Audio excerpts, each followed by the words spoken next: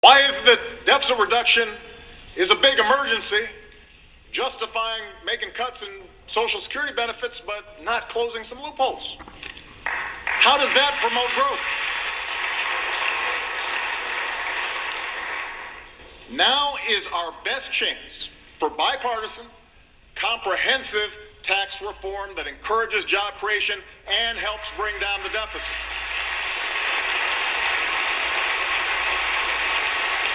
We can get this done.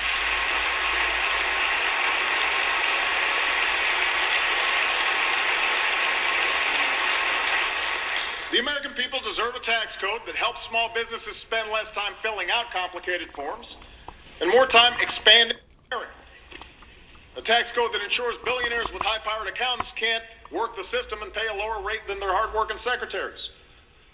A tax code that lowers incentives to move jobs overseas and lowers tax rates for businesses and manufacturers that are creating jobs right here in the United States of America. That's what tax reform can deliver. That's what we can do together.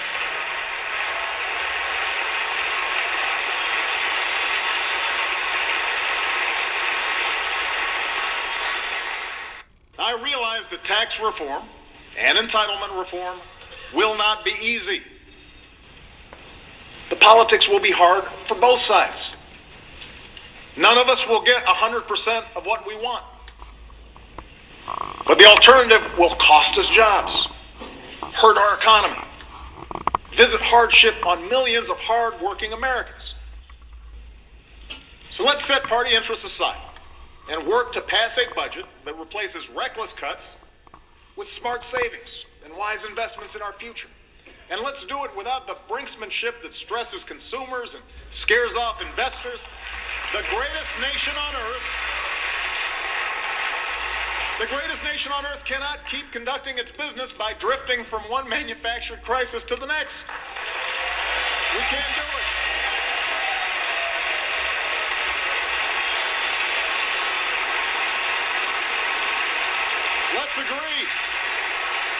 Let's agree right here, right now, to keep the people's government open and pay our bills on time and always uphold the full faith and credit of the United States of America.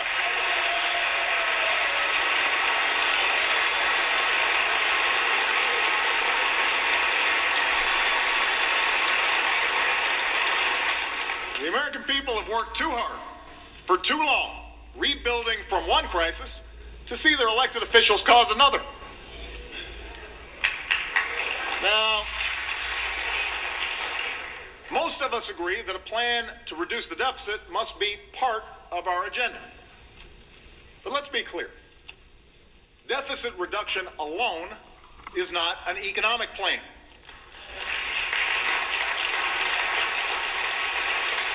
A growing economy that creates good middle-class jobs, that must be the North Star that guides our efforts.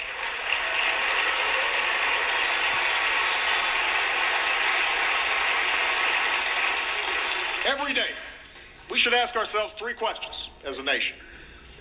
How do we attract more jobs to our shores?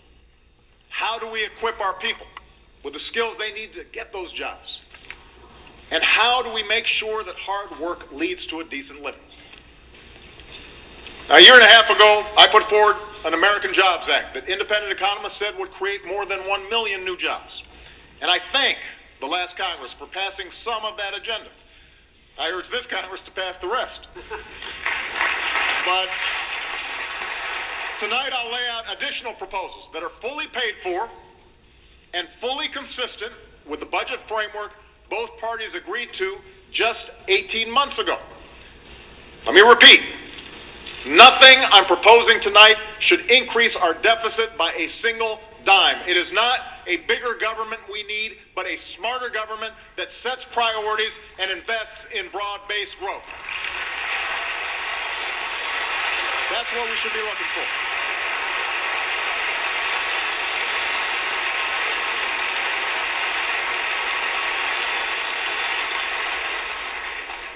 Our first priority is making America a magnet for new jobs and manufacturing.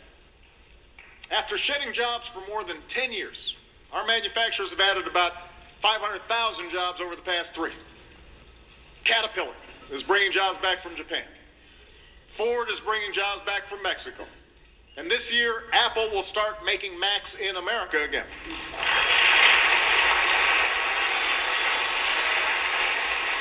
There are things we can do right now to accelerate this trend.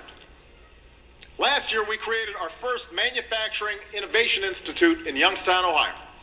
A once shuttered warehouse is now a state-of-the-art lab where new workers are mastering the 3D printing that has the potential to revolutionize the way we make almost everything. There's no reason this can't happen in other towns.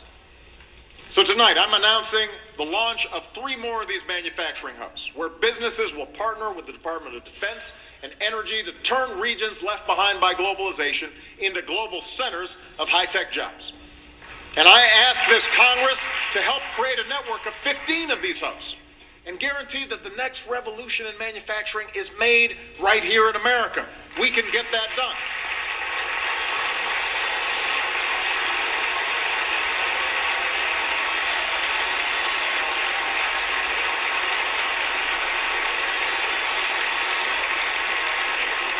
Now, if we want to make the best products, we also have to invest in the best ideas. Every dollar we invested to map the human genome returned $140 to our economy. Every dollar. Today, our scientists are mapping the human brain to unlock the answers to Alzheimer's. They're developing drugs to regenerate damaged organs, devising new materials to make batteries 10 times more powerful. Now is not the time to gut these job-creating investments in science and innovation. Now is the time to reach a level of research and development not seen since the height of the space race. We need to make those investments.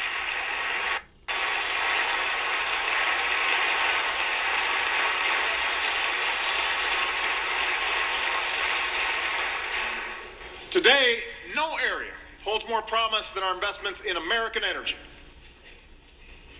After years of talking about it, we're finally poised to control our own energy future. We produce more oil at home than we have in 15 years. We have doubled the distance our cars will go on a gallon of gas and the amount of renewable energy we generate from sources like wind and solar, with tens of thousands of good American jobs to show for it. We produce more natural gas than ever before, and nearly everyone's energy bill is lower because of it. And over the last 4 years, our emissions of the dangerous carbon pollution that threatens our planet have actually fallen. But for the sake of our children and our future, we must do more to combat climate change.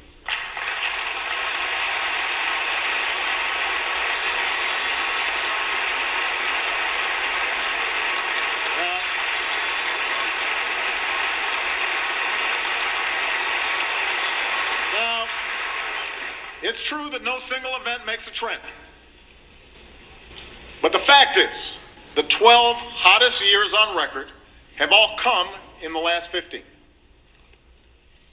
Heat waves, droughts, wildfires, floods, all are now more frequent and more intense. We can choose to believe that Superstorm Sandy and the most severe drought in decades and the worst wildfires some states have ever seen were all just a freak coincidence.